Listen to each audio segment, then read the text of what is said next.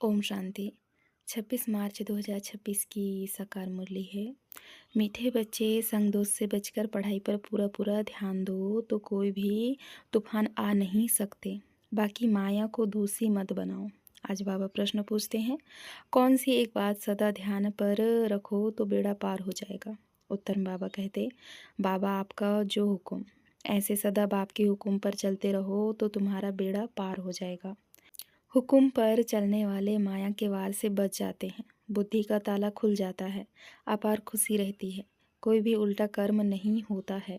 गीत है, तुम्हें पाके हमने। ओम शांति। मीठे मीठे सभी सेंटर्स के बच्चों ने गीत सुना। सब जानते हैं कि बेहद के बाप से फिर से 5000 वर्ष पहले मौफिक हम विश्व की बादशाही ले रहे हैं। कल्प कल्प हम लेते आए हैं। बादशाही लेते हैं फिर गंवाते हैं। बच्चे जानते हैं अभी हमने बेहद के बाप की गोद ली है। वह उनके बच्चे बने हैं। है भी बरोबर। घर बैठे हुए पुरुषार्थ करते हैं। बेहद के बाप से उच्च पद पाने के लिए पढ़ाई चल रही है। तुम जानते हो ज्ञान सागर पतित पावन सर्व का सदगति दाता शिव बाबा ही हमारा बाप भी है, टीचर भी है और सदगुरु भी है। उनसे हम वर्षा लेते हैं तो उसमें कितना पुरुषार्थ करना चाहिए उच्च पद पाने के लिए। अज्ञान काल में भी स्कूल में पढ़ते हैं तो नंबरवार मार्क्स से पास होते हैं अपनी पढ़ाई अनुसार। वहाँ ऐसे तो कोई नहीं कहेंगे कि माया हमको विघ्न डालती है, वह तूफान आते हैं। ठीक रीति पढ़ते नहीं हैं, वह बुरे संग में जाकर फंस पड़ते हैं। खेल कूद में लग जाते हैं इसलिए पढ़ते नहीं हैं, नापास हो जाते हैं। बाकी इसको माया के तूफान नहीं कहेंगे। चलन ठीक नहीं रहती तो टीचर भी सर्टिफिकेट देते हैं कि इनकी बद चलन है, कुसंग में खराब हुआ है। इसमें माया रावण को दोषी बनाने की बात नहीं है। बड़े बड़े अच्छे आदमियों के बच्चे कोई तो अच्छा चढ़ जाते हैं, कोई शराब आदि पीने लग जाते हैं, गंदे तरफ चले जाते हैं तो बाप भी कहते हैं कि कपूत हो गया। उस पढ़ाई में तो बहुत सब्जेक्ट होती है। यह तो एक ही प्रकार की पढ़ाई है। वहाँ मनुष्य पढ़ाते हैं, यहाँ बच्चे जानते हैं हमको भगवान पढ़ाते हैं। हम अच्छी रीति पढ़े तो विश्व का मालिक बन सकते हैं। बच्चे तो बहुत हैं, फिर कोई पढ़ नहीं सकते संग दोष में आकर के। इसको माया का तूफान क्यों कहे। संग दोष में कोई पढ़ता नहीं है तो इसमें माया व टीचर व बाप क्या करेंगे। नहीं पढ़ सकते हैं तो चले गए अपने घर। यह तो ड्रामा अनुसार पहले भट्टी में पढ़ना ही था। शरण आकर ली। कोई को पति ने मारा तंग किया तो कोई को वैराग आ गया, घर में चल नहीं सकी, फिर कोई यहाँ आकर भी चली गई।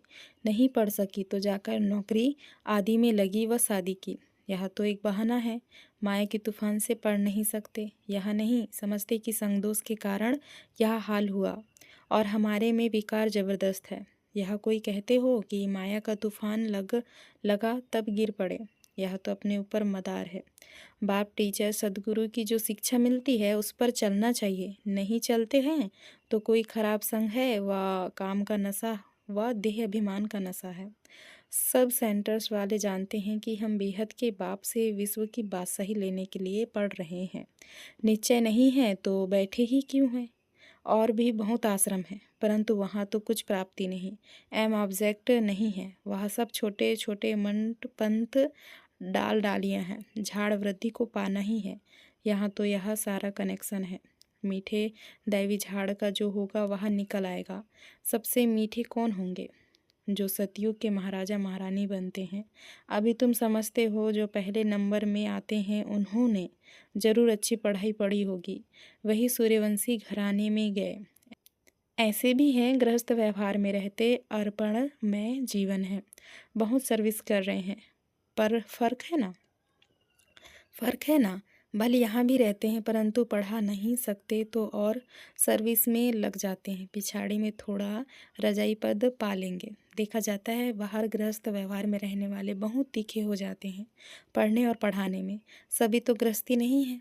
कन्या व कुम्हार को गृहस्थी नहीं कहेंगे और जो वानप्रस्थी है वह 60 वर्ष के बाद फिर सब कुछ बच्चों को दे खुद कोई साधु आदि के संग में जाकर रहते हैं। आजकल तो तमो प्रधान है तो मरने तक भी धंधे आदि को छोड़ते नहीं। नहीं है। आगे 60 वर्ष में वानप्रस्थ अवस्था में चले जाते थे, बनारस में जाकर रहते थे। यह तो बच्चों ने समझा है, वापिस कोई जा ना सके, सदगति को पा नहीं सकते। बाप ही मुक्ति जीवन मुक्ति दाता है, वह भी सब जीवन मुक्ति को नहीं पाते।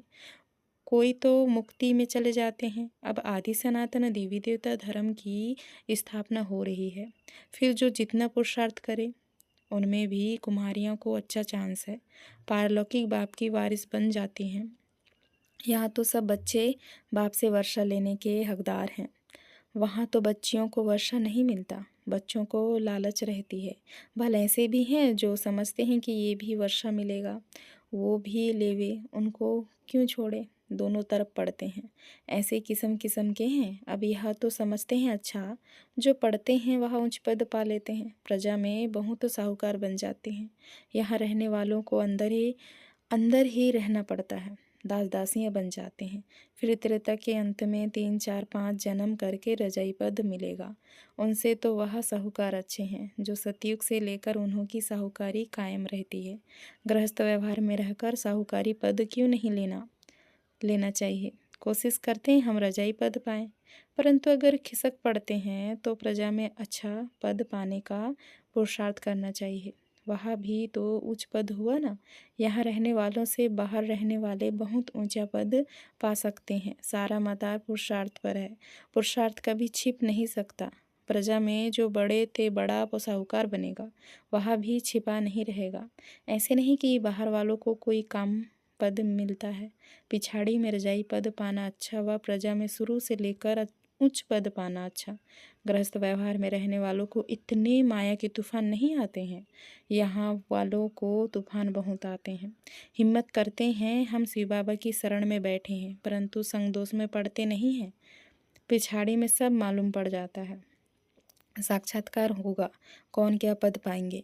नंबरवार पढ़ते हैं ना, कोई तो सेंटर्स को आपे ही चलाते हैं। कहाँ तो सेंटर चलाने वाले से भी पढ़ने वाले तीखे हो जाते हैं। सारा पुरुषार्थ पर है। ऐसे नहीं कि माया के तूफान आते हैं, नहीं, अपने चलन ठीक नहीं है, श्रीमत पर नहीं चलते हैं। लौकिक में भी ऐसा होता है। टीचर व माँ बाप की मत पर नहीं चलते। तुम तो ऐसे बाप के बच्चे बने हो जिनको कोई बाप ही नहीं। वहाँ तो बाहर में बहुत जाना पड़ता है। कई बच्चे संगदोष में फंस पड़ते हैं तो ना पास हो जाते हैं। ऐसे क्यों कहेंगे, माया के तूफान आते हैं। यह अपनी मूर्खता है, डायरेक्शन पर नहीं चलते हैं, ऐसी चलन से नापास हो जाते हैं। बहुतों को लालच रहती है, कोई में क्रोध, कोई में चोरी की आदत, आखिरी में मालूम तो पड़ जाता है फलाने ऐसी चलन के कारण चले गए। समझा जाता है शूद्र कुल के बन गए, उनको फिर ब्राह्मण नहीं कहेंगे। फिर जाकर शूद्र बन गए, पढ़ाई छोड़ दी, थोड़ा भी ज्ञान सुना तो प्रजा में आ जाएंगे। बड़ा झाड़ है, कहाँ कहाँ से निकल आएंगे। देवी देवता धर्म के और धर्म में कन्वर्ट हो गए होंगे, वह निकल आएंगे। बहुत आएंगे तो सब वंडर खाएंगे। और धर्म वाले भी मुक्ति का वर्षा तो ले सकते हैं ना। यहाँ कोई भी आ सकते हैं। अपने घराने में उच्च पद पाना होगा तो वह भी आकर लक्ष्य लेकर आएंगे। बाबा ने तुमको साक्षात्कार कराया था कि वह भी आकर लक्ष्य लेकर जाते हैं। ऐसे नहीं कि यहाँ रहकर ही लक्ष्य में रह सकेंगे। कोई भी धर्म वाला लक्ष्य ले सकता है। लक्ष्य मिलता है, बाप को याद करो, शांति धाम को याद करो तो अपने धर्म में उच्च पद पा लेंगे। उनको जीवन मुक्ति तो मिलनी नहीं है, ना वहाँ आएंगे, दिल लगेगी नहीं। सच्ची दिल उन्हों की लगती है जो यहाँ के हैं। पिछाड़ी में आत्माएं अपने बाप को तो जान जाएं।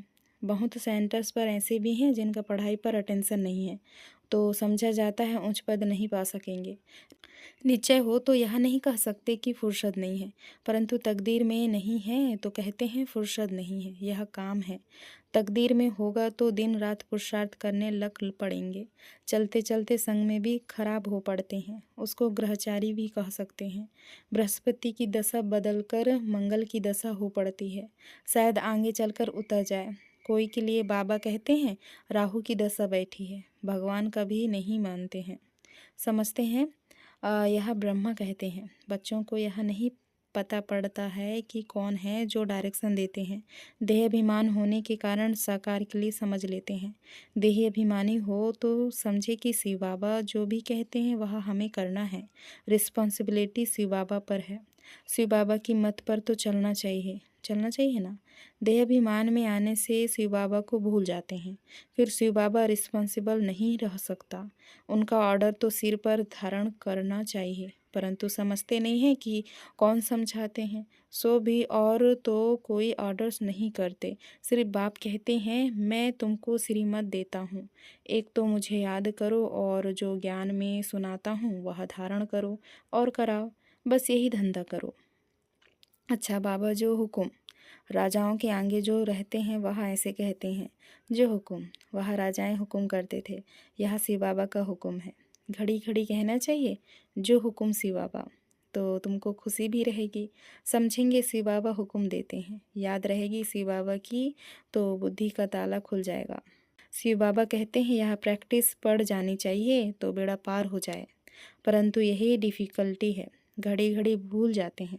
ऐसे क्यों कहना चाहिए कि माया भुलाती है। हम भूल जाते हैं, इसलिए उल्टे काम होते रहते हैं।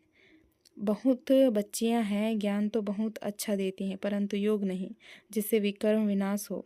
ऐसे बहुत अच्छे अच्छे बच्चे हैं, योग बिल्कुल नहीं है। चलन से समझा जाता है, योग में नहीं रहते हैं, फिर पाप रह जाते हैं जो भोगने पड़ते हैं। इसमें तूफान की तो बात ही नहीं। समझो यह मेरी भूल है, मैं श्रीमत पर चलता नहीं हूँ। यहाँ तुम आए हो राजयोग सीखने, प्रजा योग नहीं सिखाया जाता है। माता पिता तो है ही, उनको फॉलो करो तो तुम भी गद्दी नसीन बनेंगे। इनका तो सर्टन है ना। यहाँ श्री लक्ष्मी नारायण बनते हैं तो फॉलो मदर फादर, और धर्म वाले मदर फादर को फॉलो नहीं करते हैं, वहाँ तो फादर को ही मानते हैं। यहाँ तो दोनों हैं, गॉड तो है क्रिएटर, मदर का फिर गुप्त राज है। माँ बाप पढ़ाते रहते हैं, समझाते हैं ऐसे नहीं करो, यह करो। टीचर कोई भी सज़ा देंगे तो स्कूल के बीच में देंगे ना, ऐसे थोड़ी बच्चा कहेगा कि मेरी इज्जत लेते हो। बाप 5-6 बच्चों के आगे थप्पड़ मारेगा तो ऐसे बच्चा थोड़ी कहेगा कि 5-6 के आगे क्यों लगाया। नहीं, यहाँ तो बच्चों को शिक्षा दी जाती है। फिर भी नहीं चल सकते हैं तो अच्छा गृहस्थ व्यवहार में रहते फिर पुरुषार्थ करो। अगर यहाँ बैठे डिसर्विस की तो जो कुछ भी थोड़ा होगा वह भी ख़त्म हो जाएगा। नहीं पढ़ना है तो छोड़ दो, बस हम चल नहीं सकते, गलानी क्यों करनी चाहिए। ढेर बच्चे हैं, कोई पढ़ेंगे कोई छोड़ देंगे, हर एक को अपनी पढ़ाई में मस्त रहना चाहिए। बाप कहते हैं एक दो से सेवा मत लो, कोई अहंकार नहीं आना चाहिए। दूसरे से सेवा लेना यह भी देह अहंकार है। बाबा को समझाना तो पड़े ना, नहीं तो जब ट्रिब्यूनल बैठेगी तब कहेंगे हमको पता थोड़ी था कायदे कानून का, इसलिए बाप समझा देते हैं। फिर साक्षात्कार कराए सज़ा देंगे, बिगर प्रूफ सज़ा थोड़ी मिल सकती है। अच्छा समझाते तो बहुत हैं, कल्प पहले मौफिक, हर एक की तकदीर देखी जाती है। कई सर्विस कर अपनी जीवन हीरे जैसा बनाते हैं, कई हैं जो तकदीर को लकीर लगा देते हैं। अच्छा याद प्यार लेते हैं। मीठे मीठे सिकलदे बच्चों प्रति माता पिता बाप दादा का याद प्यार और गुड मॉर्निंग। रूहानी बाप की रूहानी बच्चों को नमस्ते। हम रूहानी बच्चों की रूहानी माता पिता बाप दादा को याद प्यार और नमस्ते नमस्ते। शुक्रिया बाबा, शुक्रिया। धारणा के लिए मुख्य सार है। पहला पॉइंट, बाप टीचर सदगुरु द्वारा जो शिक्षाएं मिलती हैं उन पर चलना है। माया को दोष ना देकर अपनी कमियों की जांच कर उन्हें निकालना है। दूसरा पॉइंट है, अहंकार का त्याग कर अपनी पढ़ाई में मस्त रहना है। कभी दूसरों से सेवा नहीं लेनी है, संग दोष से बहुत बहुत संभाल करनी है। वरदान है आज का, संकल्प के इशारों से सारी कारोबार चलाने वाले सदा लाइट के ताजधारी भव। विस्तार है, जो बच्चे सदा लाइट रहते हैं उनका संकल्प व समय कभी व्यर्थ नहीं जाता। वही संकल्प उड़ता है जो होने वाला है। जैसे बोलने से बात को स्पष्ट करते हैं, वैसे ही संकल्प से सारी कारोबार चलती है। जब ऐसी विधि अपनाओ तब यह साकार वतन सूक्ष्म वतन बने।